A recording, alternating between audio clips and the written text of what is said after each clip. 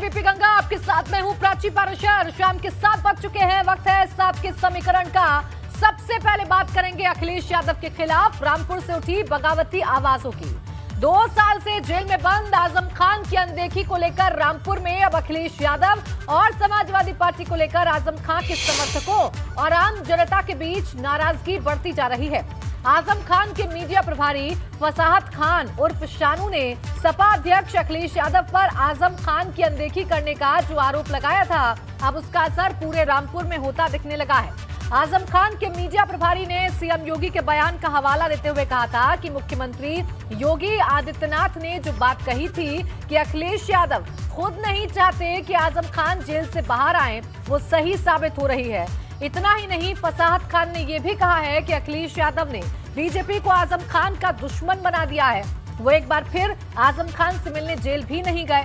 चुनाव में जो 111 सीट आई हैं वो हमारी वजह से आई, फिर भी अखिलेश हमारे नहीं हुए। हमारे कपड़ों से बदबू आती है हमारे राष्ट्रीय नीति को। डायरेक्ट टिकरा अब्दुल ने ले लिया है,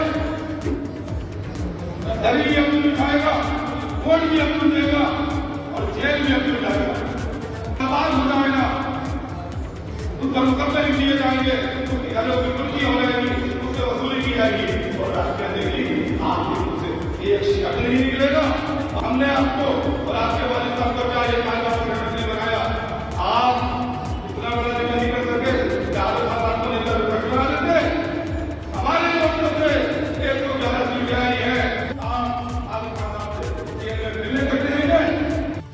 समाजवादी पार्टी में शिवपाल यादव के बाद अब रामपुर से बगावती सुर सामने आ रहे हैं। रामपुर में आजम खान के मीडिया प्रभारी फसाहत खान उर्फ शानू ने जिस तरह से बगावती तेवर दिखाते हुए भरी मीटिंग में अखिलेश यादव पर निशाना साधा है, उससे लगता है कि आजम खान और उनका परिवार अखिलेश यादव से नाराज चल रहा है। अगर आजम खान जेल से आने के बाद अखिलेश यादव से दूरी बना लेते हैं और समाजवादी पार्टी को बाय बाय कह देते हैं, तो इससे अखिलेश यादव को बड़ा नुकसान हो सकता है, क्योंकि इस बार के विधानसभा चुनाव में समाजवादी गठबंधन को लगभग 34 विधायक जीतकर विधानसभा में पहुंचे हैं जो मुस्लिम हैं। ऐसे में माना यह जा रहा है, जो शानू ने कहा है कि आजम खान की वजह से मुस्लिम वोट समाजवादी पार्टी को मिलता है, लेकिन अखिलेश यादव ने आजम खान को नेता प्रतिपक्ष नहीं बनाया और उनके साथ इंसाफ नहीं किया। आजम खान की नाराजगी से अखिलेश यादव को बड़ा नुकसान हो सकता है और मुस्लिम वोट बैंक समाजवादी पार्टी से छिटक सकता है। ऐसे में अब देखना यह होगा कि जेल से बाहर आने के बाद आजम खान क्या रास्ता अपनाते हैं। उबैदुर रहमान, एबीपी गंगा, रामपुर। आजम खान के करीबी और उनके सलाहकार काउंसिल के सदस्य आरिज मियां ने भी अखिलेश यादव को लेकर फसाहत शानू के बयानों को सही मानते हुए कहा कि आजम खान को जेल से निकालने के सवाल पर अखिलेश यादव ने कहा था कि वो कुछ कर नहीं सकते।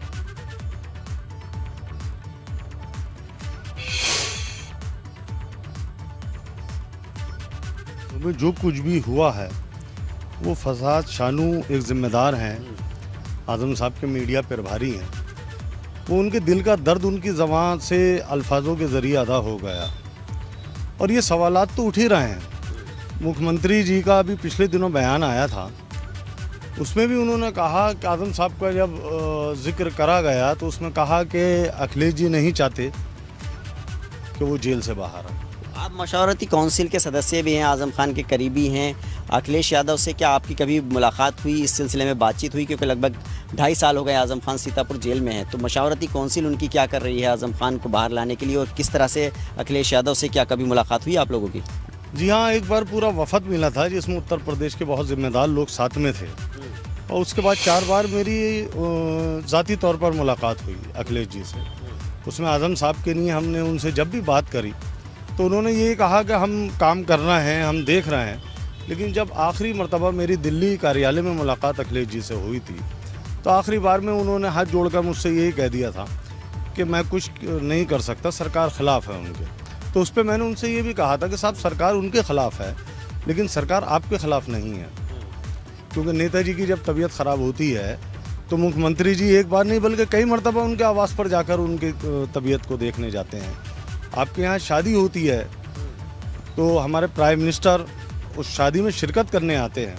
तो इस नाते मैं कई मरतबा उनके पास गया कि शायद अखिलेश जी कोई ऐसा रास्ता निकाल सके, क्योंकि जहाँ तक मुझे मालूम है आज़म साहब का कोई ज़ाती बीजेपी से अदावत नहीं थी। जो भी कुछ वो आंदोलन करते थे, बयानात देते थे, वो पार्टी लाइन पे बोलते थे। आज़म खान, उनके परिवार और उनके समर्थक और उनके करीबी लोग क्या मानते हैं? क्या मतलब समाजवादी पार्टी ने, अखिलेश यादव ने उनके साथ सहयोग नहीं किया, उनका साथ नहीं दिया, उनकी लड़ाई को नहीं लड़ा? देखिए, ऐसा है, उत्तर प्रदेश में सबसे बड़ा संगठन, सबसे ज़्यादा कार्यकर्ता समाजवादी पार्टी के पास हैं, लेकिन इस 2.5 साल में कोई आज़म साहब को लिए लेकर कोई आंदोलन नहीं हुआ, कोई सड़कों पे पार्टी कार्यकर्ताओं को नहीं उतारा गया, जेल भरो आंदोलन कोई नहीं हुआ। देखिए, सिर्फ आजम खान के करीबी और सपा के नेता ही नहीं बल्कि रामपुर की आम जनता भी आजम को लेकर अखिलेश की उदासीनता से नाराज दिखने लगी है और अब सपा का गढ़ कहे जाने वाले रामपुर से अखिलेश यादव और सपा के खिलाफ ही आवाजें उठने लगी।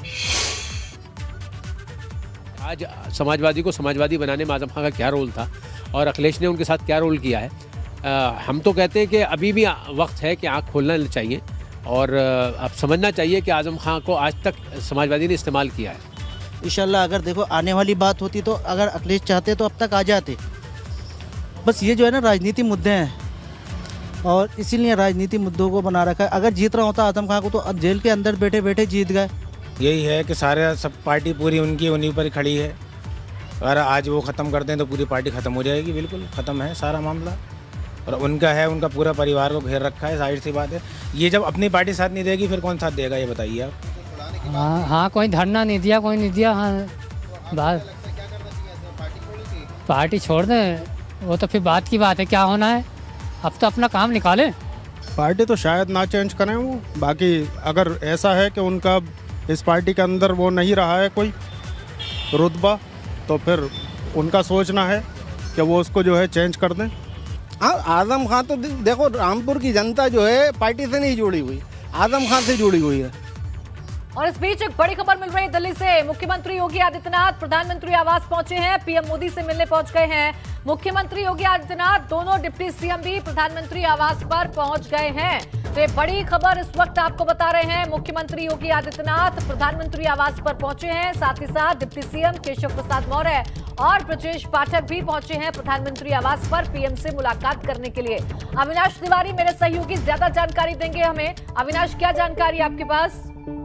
देखिए प्राची, अगर बात करें तो मुख्यमंत्री योगी आदित्यनाथ और उनके साथ दोनों डिप्टी सीएम केशव प्रसाद मौर्य और ब्रजेश पाठक इस वक्त प्रधानमंत्री के आवास 7 लोक कल्याण मार्ग पर पहुंच चुके हैं और ये मुलाकात शुरू हो चुकी है। उत्तर प्रदेश की राजनीति के इतिहास में ये पहली दफा ऐसा देखा जा रहा है कि मुख्यमंत्री के साथ उनके दोनों उप डिप्टी सीएम मौजूद हैं और यहाँ पे मुलाकात हो रही है। क्योंकि 2017 से लेकर 22 तक जब पहला टेन्योर मुख्यमंत्री योगी आदित्यनाथ ने किया था तब भी 2 डिप्टी सीएम थे, लेकिन इस तरीके की तस्वीर निकल के नहीं आती जैसा कि आज निकल के आ रही है। तो ये बहुत बड़ा संदेश भी दे रही है और प्रधानमंत्री के साथ जब अब बैठक हो रही है तो जाहिर तौर से बात है कि कलेक्टिव लीडरशिप की बात हो रही है। तो सामूहिक नेतृत्व में किस तरीके से समन्वय बैठाते हुए आगे उत्तर प्रदेश के विकास को गति दी जाए और किस तरीके से जो केंद्र सरकार की योजनाएं हैं उनको क्रियान्वित किया जाए और जो बड़े वादे उत्तर प्रदेश की जनता से चाहे केंद्र सरकार हो चाहे प्रदेश सरकार हो की है तो उसको किस तरीके से पूरा किया जाए, इसको लेकर के काफी महत्वपूर्ण बैठक होगी। क्योंकि अभी अगर बात करें तो उत्तर प्रदेश में जिस तरीके से 100 दिनों के तमाम सारे मंत्रियों से कामकाज मांगे गए हैं तो उनके कामकाज को लेकर किस तरीके से आगे इम्प्लीमेंट किया जाए इसको लेकर की बातचीत होगी।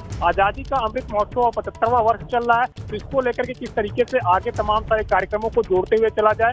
आगे राष्ट्रपति का चुनाव आना है तो उसको लेकर के किस तरीके से आगे चला जाए। तो तमाम सारे मुद्दों को लेकर के बातचीत होगी, संगठन को लेकर के बातचीत होगी क्योंकि नए प्रदेश अध्यक्ष की खोज उत्तर प्रदेश में अब शुरू हो गई है। क्योंकि वर्तमान के प्रदेश अध्यक्ष स्वतंत्र देव सिंह सरकार में शामिल हो चुके हैं तो संगठन की जिम्मेदारी किसको सौंपी जाए जो 2024 की वैतरणी पार कर सके। तो तमाम सारे मुद्दों पर बातचीत होगी, लेकिन जो सबसे बड़ी तस्वीर उभर के आ रही है वो यही है कि दोनों डिप्टी सीएम बिल्कुल और देखिए इसीलिए ये जो बैठक है ये बहुत महत्वपूर्ण है क्योंकि संगठन को लेकर चर्चा हो रही है उत्तर प्रदेश में बीजेपी के संगठन को लेकर। शुक्रिया तमाम जानकारी के लिए अविनाश।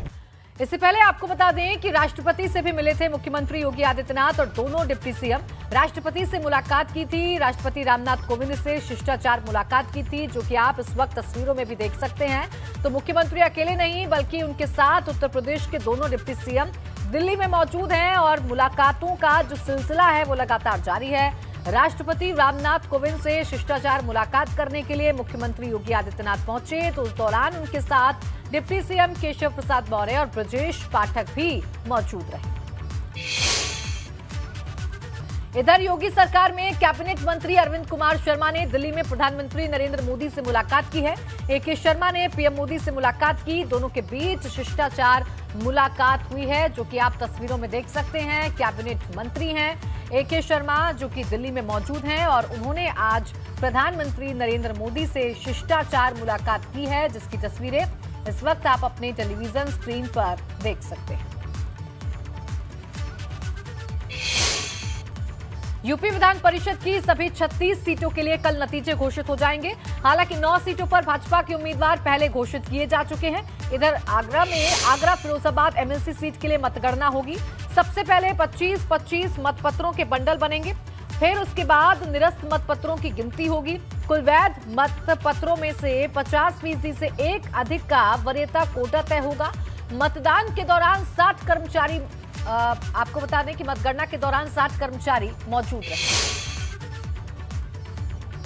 उत्तर प्रदेश में स्थानीय प्राधिकारी एमएलसी सीट पर कल मतगणना होनी है। आगरा फिरोजाबाद सीट पर भी कल मतगणना होनी है और ऐसे में शादरा स्थित जो गल्ला मंडी है वहाँ स्ट्रॉन्ग रूम बनाया गया है। आप देख सकते हैं किस तरह से सेंट्रल जो पैरामिलिट्री फोर्सेस है वो लगातार जो बैलेट बॉक्स यहाँ रखे गए हैं उसकी निगरानी कर रहे हैं। उनके जवान लगातार राउंड द क्लॉक ड्यूटी कर रहे हैं। आप देख सकते हैं किस तरीके से बैरिकेड किया हुआ है। दरअसल 3922 कुल वोट है, उसमें से 3846 वोट पड़े हैं 9 तारीख को, 9 अप्रैल को। और ऐसे में जो सीधी फाइट है वो बीजेपी के जो कैंडिडेट हैं विजय शिवहरे और समाजवादी पार्टी के जो कैंडिडेट हैं दिलीप यादव जो निवर्तमान एमएलसी हैं उनके बीच में है। और ये जो काउंटिंग है वो सुबह 8 बजे से शुरू हो जाएगी।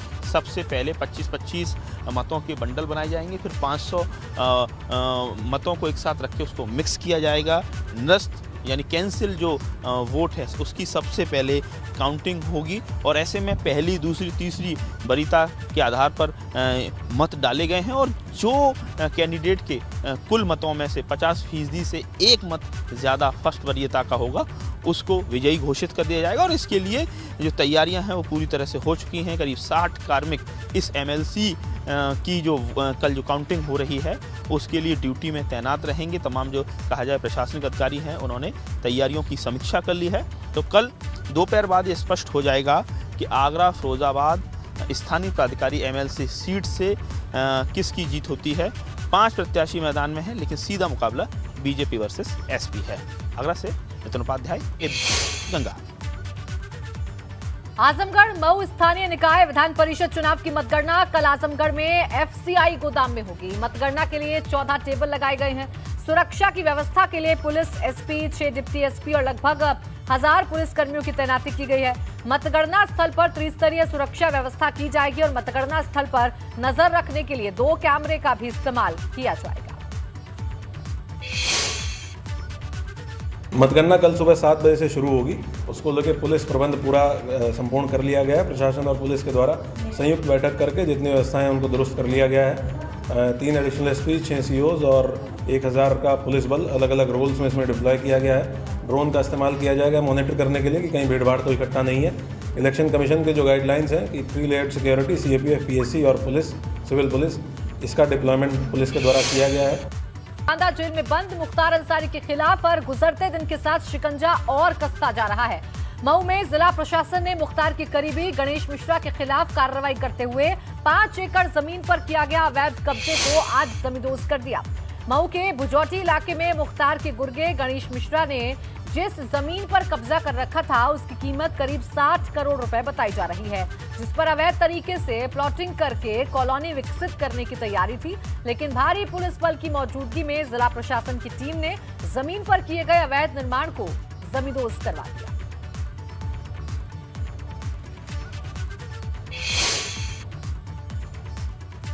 मुख्तार के गुर्गों के खिलाफ बुलडोजर की दनादन कार्रवाई के बीच बसपा सांसद और मुख्तार अंसारी के बड़े भाई अफजाल अंसारी ने योगी सरकार और भाजपा पर हमला बोल दिया है।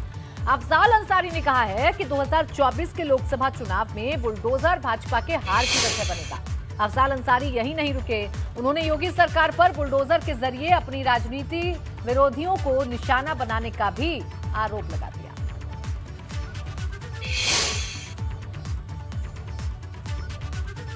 रहे अब देख लीजिएगा 24 में ये बुलडोजर केंद्र सरकार के नाश का उत्तर प्रदेश में सबसे बड़ा कारण अगर कोई होगा तो ये बुलडोजर होगा, क्योंकि एकदम ही तो गांव गांव में भयभीत कर दिया।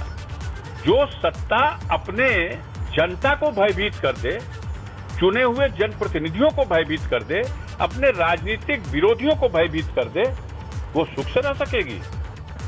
सबसे ज्यादा बुलडोजर कहां चला था? गाजीपुर तो इसका केंद्र था।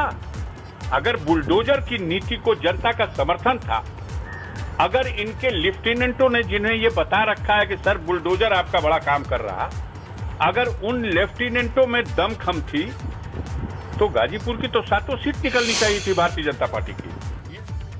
बरेली की भोजीपुरा सीट से सपा विधायक शहजील इस्लाम की पेट्रोल पंप पर बुलडोजर चलने के बाद भी उनकी मुसीबतें और बढ़ने वाली हैं, क्योंकि बरेली जिला प्रशासन ने अब शहजील इस्लाम के पेट्रोल पंप को नो ऑब्जेक्शन सर्टिफिकेट कैंसिल कर दिया है और अब सपा विधायक शहजील इस्लाम के खिलाफ सरकारी जमीन पर कब्जा करने का मामला दर्ज हो सकता है। आपको बता दें कि बिना नक्शा पास करवाने की वजह से कुछ दिन पहले ही शहजील इस्लाम के पेट्रोल पंप को बुलडोजर से ढा दिया गया था।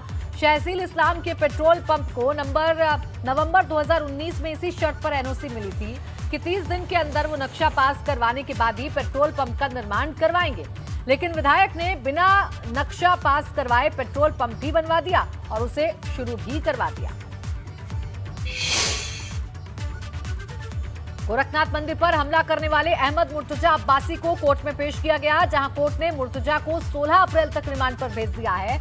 लेकिन इन सब के बीच मुर्तजा को लेकर एक बड़ा खुलासा हुआ है कि आखिर वो क्यों और कैसे दहशतगर्दी की राह पर चल निकला था।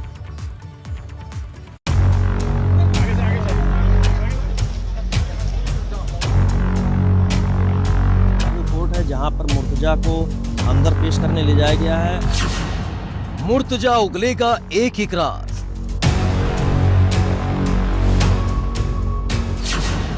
16 अप्रैल तक मुर्तजा की बड़ी रिमांड।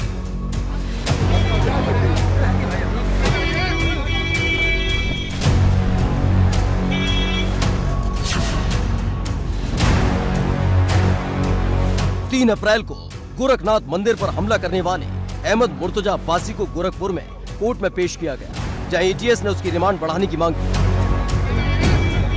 इस मामले पर सुनवाई के बाद मुर्तजा की रिमांड बढ़ाने की मांग को कोर्ट ने मंजूरी दे दी है। अब 16 अप्रैल तक मुर्तजा अब्बासी रिमांड पर रहेगा। ये बात मुर्तजा के पिता मुनीर ने एटीएस के अफसरों को बताई। उन्होंने ये भी कहा कि तमाम मंचों से उन्होंने इस बात की शिकायत की कि उनके बेटे को परेशान किया जा रहा है, उसकी रैगिंग की जा रही है, लेकिन कहीं भी कार्रवाई नहीं की। फिलहाल मुर्तजा से पूछताछ पूरी होने के पहले ही आज उसकी 7 दिन की रिमांड पूरी हो गई और एटीएस ने उसे गोरखपुर कोर्ट में पेश करके दोबारा रिमांड मांगी है। अब मुर्तजा 16 तारीख तक एटीएस की रिमांड पर रहेगा। सोमवार सुबह अहमद मुर्तजा अब्बासी को गोरखपुर कोर्ट में पेश किया गया। उसके आने से पहले सुरक्षा व्यवस्था चाक चौबंद रखी गई। चप्पे चप्पे पर पुलिस तैनात थी। तभी पुलिस की वैन कोर्ट में दाखिल हुई, जिसमें सवार था अहमद मुर्तजा अब्बासी। कोर्ट में पेशी के दौरान मुर्तजा अब्बासी बिल्कुल शांत था और लगातार जिरह चल रही थी, जिसके बाद कोर्ट ने मुर्तजा अब्बासी की रिमांड बढ़ा दी। 16 अप्रैल तक एटीएस की कस्टडी में रहेगा मुर्तजा एटीएस के सामने उगलेगा एक एक राज। दरअसल अब तक मुर्तजा को लेकर कई खुलासे हो चुके हैं कि कैसे वो घर की छत पर ही शूटिंग की ट्रेनिंग लिया करता था, तो वहीं आईएसआईएस को फंड भी भेज रहा था।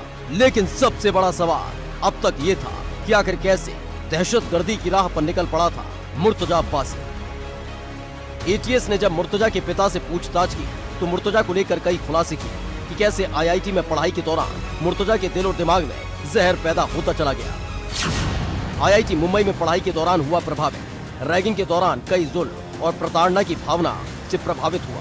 रैगिंग की वजह से मुर्तजा ने छोड़ दिया हॉस्टल।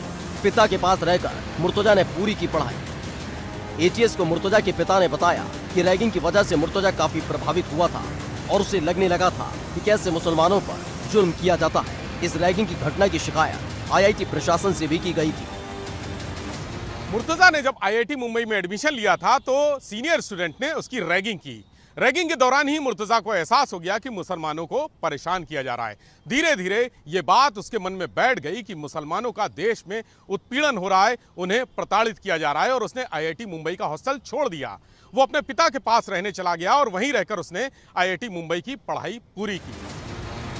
फिलहाल एटीएस की कस्टडी में 16 अप्रैल तक मुर्तजा अब्बासी रहेगा और आने वाले दिनों में कई और बड़े खुलासे होने की संभावना है।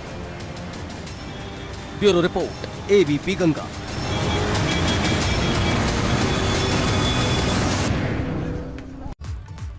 बड़ी खबर इस वक्त मेरठ से, जहां एसएसपी प्रभाकर चौधरी ने बड़ी कार्रवाई की है। एटीएम से लाखों की चोरी के मामले में 3 पुलिसकर्मियों को निलंबित कर दिया गया है। रोहटा रोड चौकी इंचार्ज झम्मन सिंह सस्पेंड हो गए हैं। हेड कांस्टेबल राजेंद्र और कांस्टेबल अनुज को भी सस्पेंड किया गया है। तो एटीएम से लाखों की चोरी के बाद ये कार्रवाई एसएसपी की तरफ से की गई है। रोहटा रोड चौकी इंचार्ज को सस्पेंड कर दिया गया है।